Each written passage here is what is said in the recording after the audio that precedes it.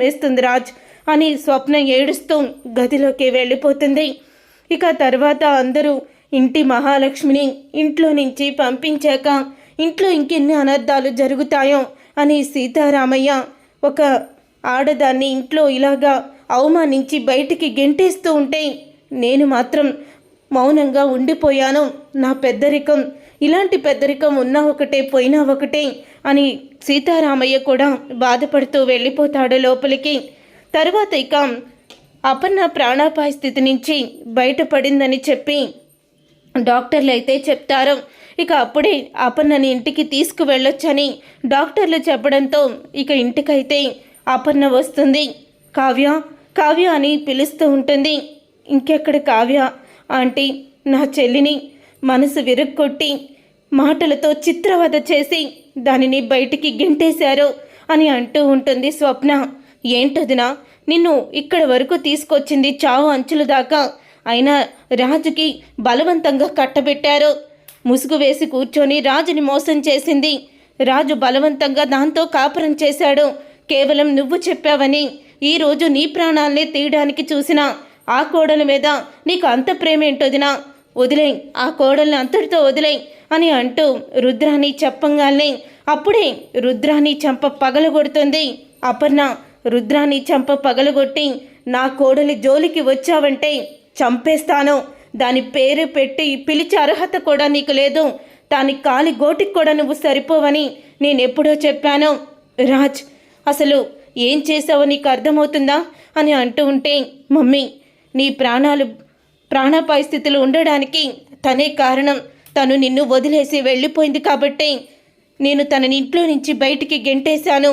బాధ్యత లేనిది ఇంట్లో ఉన్న ఒకటే లేకపోయినా ఒకటే అని అంటూ ఉంటాడు రాజ్. అయితే అప్పుడే ఇక అపర్ణ అయితే అంటూ ఉంటుంది, రాజ్, తను నన్ను అడిగి వెళ్ళిందిరా, నీ చెప్తే వెళ్ళింది అని అంటూ ఉంటాడు. అపర్ణ అయితే ఆ రోజు నా భర్త కంపెనీ విషయంలో రాహుల్ విషయంలో నన్ను కలగజేసుకోవద్దంటున్నారు. నేను ఆయనకి ఫోన్ చేయకుండా ఎలా వెళ్తానత్తయ్య, వద్దత్తయ్య, నేను వెళ్ళనని నా కోడలు అంది. కానీ రాజు గుడి నుంచి ఆఫీస్కి వెళ్ళడానికి చాలా టైం పడుతుంది, నువ్వే వెళ్ళమ్మా అని చెప్పి నేనే తనని పంపించాను. ఆ ట్యాబ్లెట్లు పవర్ ఎక్కువైతే తనేం చేస్తుందిరా, తను నన్ను ఎంతో శ్రద్ధగా చూసుకుంది, నిమిషం కూడా నన్ను ఎక్కడా కూడా వదిలిపెట్టలేదు. కానీ నేనే తనని బయటికి పంపించి శాశ్వతంగా ఇంట్లో నుంచి బయటికి పంపించేలా చేశాను. నేను ఎందుకు బ్రతికొచ్చానా అని ఈరోజు నాకు బాధ కలుగుతుంది. చిచ్చి, ఎంతో గొప్పవాడైన కొడుకుని కన్నాననుకున్నాను, కానీ భార్యని అర్థం చేసుకోకుండా ఇలా బయటికి పంపించే కొడుకుని కన్నానని అస్సలు అనుకోలేదు అని ఎమోషనల్ అవుతూ ఉంటుంది అపర్ణ. అయితే ఇంతమంది ఉన్నారు, నా కోడలు గడప దాటి బయటికి వెళుతూ ఉంటే ఎవ్వరూ ఆపలేకపోయారా? ఎప్పుడూ కూడా నా గురించి మాట్లాడాలని రుద్రాని నా కోడల్ని బయటికి గెంటేస్తాను అని అంటూ ఉంటే రుద్రాని చంప పగలగొట్టి రుద్రాణిని బయటికి గెంటేయాలా, కానీ నా కోడల్ని బయటికి వెళ్ళిపోయేలా చేశారా అని అంటూ ఉంటుంది అపర్ణ. అయితే అపర్ణ, ఎమోషనల్ అవ్వద్దు అని అంటూ ఉంటే, ఏంటండి ఎమోషనల్ అవ్వద్దు, ఇంట్లో ఏ కష్టం వచ్చినా ప్రాణాలకి తెగించి రాజు ఒక బాబుకి తండ్రి నేను అంటూ తీసుకొస్తే ఆ తప్పు రాజు చేయలేదని నిరూపించిన గొప్ప ఇల్లాలు. అలాంటి దాన్ని ఈరోజు గడప దాటి బయటికి పంపించారంటే ఇక ఇల్లు ఇలాంటి రాక్షసులతో ఇక నాశనమే అవుతుంది అని అంటూ ఉంటుంది అపర్ణ. అయితే అప్పుడే రాజు అయితే, మమ్మీ అని అనగానే, నువ్వు నాతో మాట్లాడొద్దు, నా కోడలు నాకు కావాల్సిందే అని అంటూ ఉంటుంది అపర్ణ. అప్పుడే రాజు అయితే, మమ్మీ అని అనగానే, వద్దు, నేనెవ్వరితో కూడా మాట్లాడను, నా కోడలు నా దగ్గర ఉండాలి, వెళ్ళి నా కోడల్ని తీసుకురా అని ఇక రాజునైతే పంపిస్తుంది. ఇక రాజు అపర్ణ కోసం కావ్య దగ్గరికైతే వెళ్తాడు, కనకమింటికి.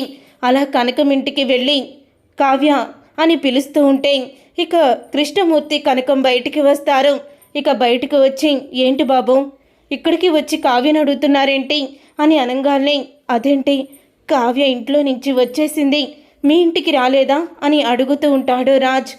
లేదు బాబు, కావ్య ఇక్కడికి రాలేదు, ఏం జరిగింది బాబు అని అనగానే, కావ్య ఇక్కడికి రాలేదా, తను ఎక్కడికి వెళ్ళింది అని కావ్యని వెతుక్కుంటూ వెళ్తూ ఉంటాడు రాజ్. అయితే ఇక కావ్యని వెతకడానికి కనకం, కృష్ణమూర్తి అందరూ కూడా వెళ్తారు.